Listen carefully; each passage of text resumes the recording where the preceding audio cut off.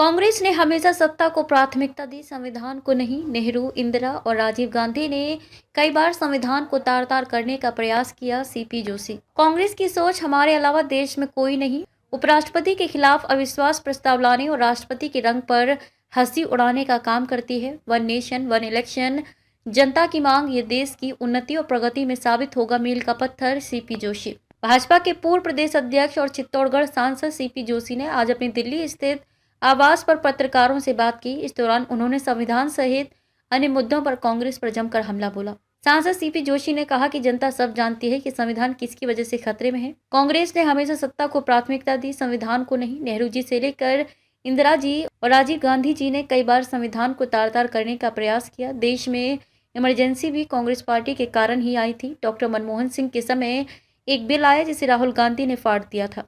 कांग्रेस ने बाबा साहिब का अपमान किया, जबकि मोदी सरकार में बाबा साहिब की जन्मस्थली से लेकर शिक्षा स्थली, दीक्षा स्थली, निर्वाण स्थली सहित सभी स्थानों का विकास हुआ। मोदी सरकार ने संविधान को सिर माथे पर लगाकर देश के हर तबके के सर्वांगीण विकास के लिए काम कर रही है। कांग्रेस संविधान को पॉकेट में रखकर घूमती है। कांग्रेस संविधान पर चर्चा से कतरा रही है। सीपी जोशी ने कहा कि कांग्रेस महामहिम उपराष्ट्रपति के विरुद्ध अविश्वास प्रस्ताव लाती है।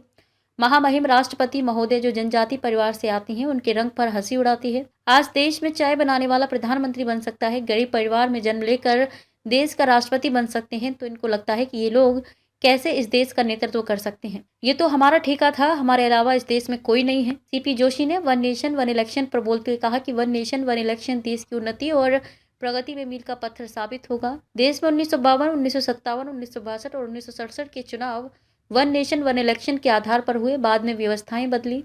देश की जनता की मांग है कि जिस प्रकार से वन नेशन वन टैक्स हुआ, वन नेशन वन राशन हुआ, वैसे ही वन नेशन वन इलेक्शन हो, क्योंकि बार बार आचार संहिता लगने से विकास कार्यों में बाधा आती है, देश पर आर्थिक बोझ बढ़ता है और कई प्रकार की समस्याएं आती हैं। सत्ता और संविधान दोनों में से सत्ता को प्राथमिकता दी है। नेहरू जी से लेकर इंदिरा जी और राजीव गांधी जी तक इनका इतिहास रहा है कि एक नहीं कई बार इन्होंने संविधान को तार-तार करने का प्रयास किया। और इतना ही नहीं, डॉक्टर मनमोहन सिंह जी के समय एक बिल आया, उस बिल को राहुल गांधी जी ने फाड़ दिया था। तो इनके मन में संविधान के प्रति कितनी श्रद्धा है। और एक नहीं दो नहीं अनेक बार, लगभग 90 बार अभी तक कई सरकारों को इन्होंने अपदस्थ करने का काम किया। इस देश में इमरजेंसी आई तो उसके पीछे कोई कारण था, तो कांग्रेस पार्टी की सरकार रही। या पॉकेट में संविधान की कॉपी लेकर घूमते हैं। इन्होंने बाबा साहब का अपमान किया।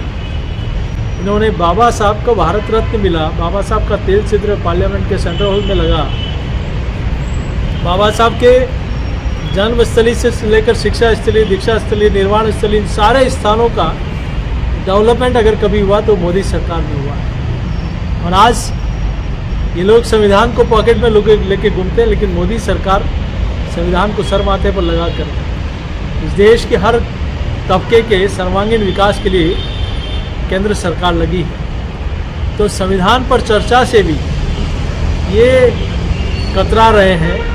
इसका मतलब साफ है कि इन्होंने हमेशा से संविधान को प्राथमिकता नहीं दी, संविधान का सम्मान नहीं किया, सत्ता को प्राथमिकता दी।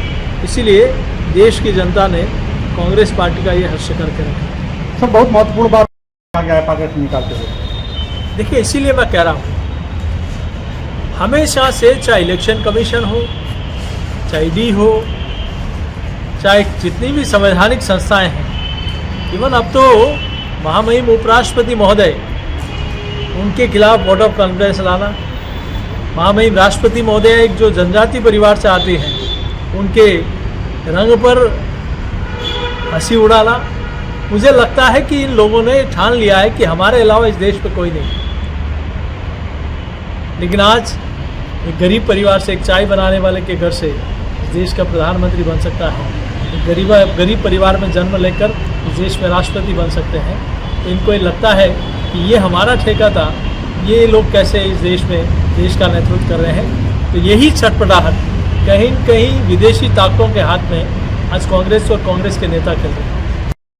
से इस देश में लंबे समय से आप देखें तो 1952, 1957, 1962 और 1967 ये चारों चुनाव वन नेशन वन इलेक्शन के आधार पर हुए। उसके बाद व्यवस्थाएं बदल गई। तो इस देश की जनता की मांग है कि इस देश में जिस प्रकार से वन नेशन वन टैक्स हुआ, वन नेशन वन राशन हुआ, वैसे ही वन नेशन वन इलेक्शन हो, ताकि इस देश पर जिस प्रकार का आर्थिक बोझ पड़ता है, कई प्रकार की दिक्कतें आती है, आचार संहिता लगने से कामों में, विकास कार्यों में बाधा उत्पन्न होती है, तो ऐसे में वन नेशन वन इलेक्शन इस देश की उन्नति और प्रगति में मील का पत्थर साबित है। बहुत बहुत